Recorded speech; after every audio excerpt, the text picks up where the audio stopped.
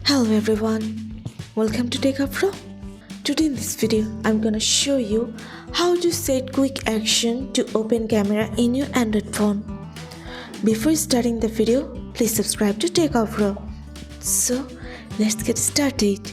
For this, you have to open your settings. Now scroll down and go to shortcuts and accessibility.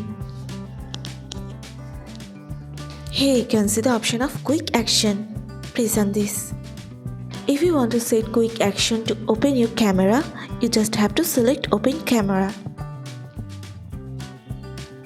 That's it.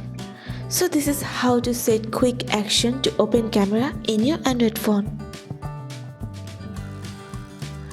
So guys, that's it. You can do this.